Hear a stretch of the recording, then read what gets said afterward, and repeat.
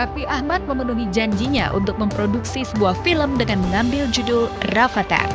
Tak hanya mengambil nama anaknya sebagai judul film, Raffi juga akan menempatkan Rafattar sebagai pemeran utama di film tersebut. Raffi juga bertindak sebagai produser sekaligus sebagai pemain dalam film keluarga itu. Film Rafattar sudah siap memulai proses produksi dan kemarin Raffi menggelar acara syukuran tanda akan dimulainya proses produksi. Sebelum acara syukuran, Raffi menyempatkan diri untuk mengubah lebih dahulu gaya rambutnya. Raffi memilih gaya rambut yang sedikit urakan, disesuaikan dengan peran Raffi sebagai penjahat di film Rafattar. Ini warna apa? Ini lagi nyari-nyari style rambut.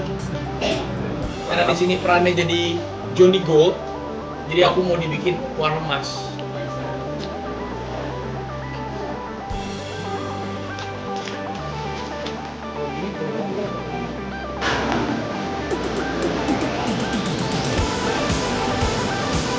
Ini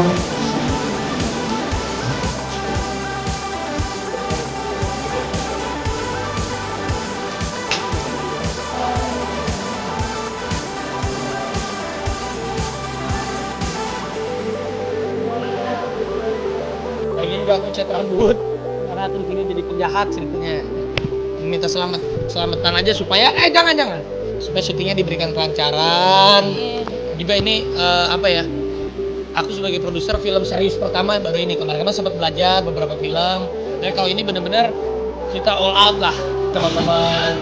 Struktur fightingnya ada Bang Manji dan kawan-kawan. Ini mereka memang jago-jago kalau memang melatih koreonya fighting, karena di sini film ada actionnya juga ya.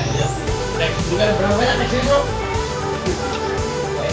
Lumayan banyak lah, banyak actionnya. Ya, jadi banyak actionnya. Ini latihan dulu, dimasukin ke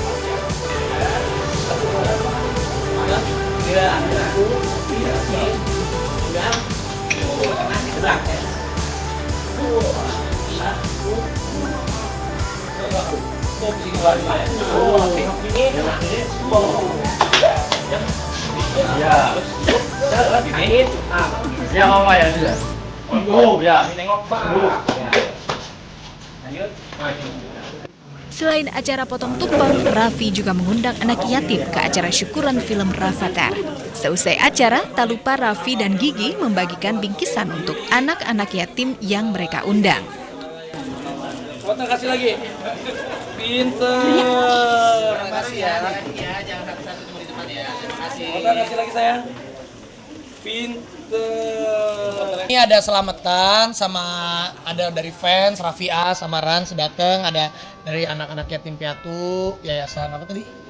Ya ada dari anak yatim piatu sama kru film, pemain-pemain. Karena hari ini tuh aku selamatan karena hari Senin udah mulai syuting filmnya Rafattar.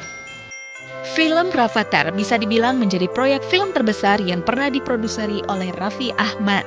Film ini nampaknya juga menjadi karya monumental Raffi yang akan dipersembahkan Raffi buat keluarga kecilnya.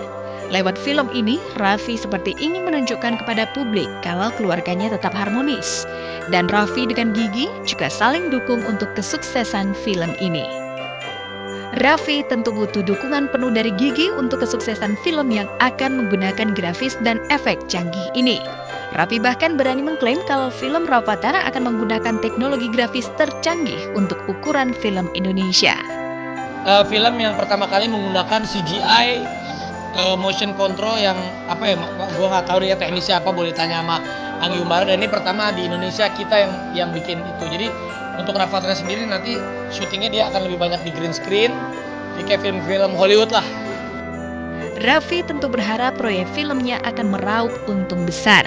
Sebagai pebisnis, Raffi mempunyai banyak lini bisnis, mulai dari makanan ringan, kuliner, fashion, serta film. Raffi benar-benar bekerja keras untuk membangun kerajaan bisnisnya sendiri. Raffi berharap 5 tahun ke depan dirinya tinggal memanen untung dari berbagai bisnis yang dirintisnya saat ini. Aku punya target sampai umur 35 tuh gue mau santai, mau syuting ya syuting, mau bikin film ya bikin film, mau jalan-jalan ke luar negeri sama keluar. Udah bukan prioritasnya, bukan kerja lagi. Sekarang kan umur masih mau 30, masih ada 5 tahun lagi. Aku geber ke bisnis, ke film, ke semuanya gitu.